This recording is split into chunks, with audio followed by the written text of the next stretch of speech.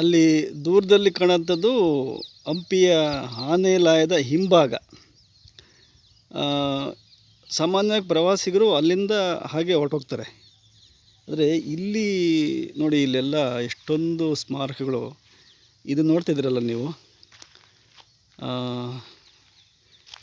ಎಷ್ಟು ಅದ್ಭುತವಾದಂಥ ಶಿಲ್ಪಕಲೆ, ಆ ಕಂಬಗಳು, ಆ ಮಂಟಪಗಳು, ಅದನ್ನ ಕೊರೆದಿರೋ ಅಂಥದ್ದು, ಅದೆಲ್ಲ ಕೂಡ ಎಷ್ಟು ಸೊಗಸಾಗಿದೆ ನೋಡಿ.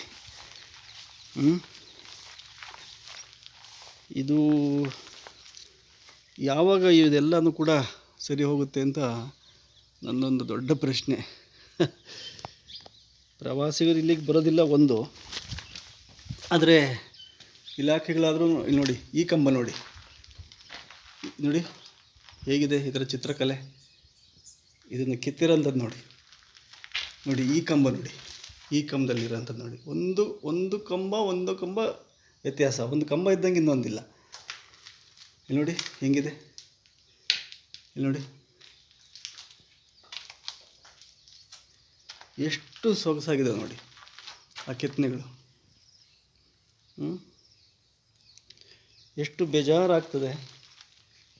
ಯಾಕೆ ಇದನ್ನು ನಾವು ಗಮನಿಸ್ತಾ ಇಲ್ಲ? ಈ ಕಡೆ ಪ್ರವಾಸಿಗರು ಬರೋದಕ್ಕೆ ಯಾಕೆ ಅವರನ್ನು ನಾವು ಪ್ರೇರೇಪಿಸ್ತಾ ಇರಲ್ಲ? ಅಯ್ಯೋ ದೇವರೇ, ಇದಂತೂ ತುಂಬ ಸುಂದರವಾಗಿದೆ. ಈ ಪುಟ್ಟ ಮಂಟಪ ಇದು ತುಂಬ ಸುಂದರವಾಗಿದೆ. ನಾವು ಸ್ವಲ್ಪ ಹಿಂದಕ್ಕೆ ಹೋಗಿ ತೋರಿಸ್ತೀನಿ ನೋಡಿ ನಿಮಗೆ.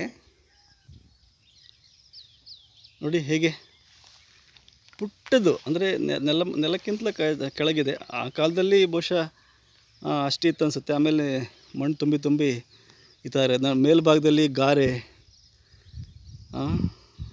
ಯಾವಾಗ ನಾವು ಇದನ್ನೆಲ್ಲ ಸರಿ ಮಾಡ್ಕೊಳ್ಳೋದು? ವಿರೂಪಾಕ್ಷನೇ ಬಲ್ಲ.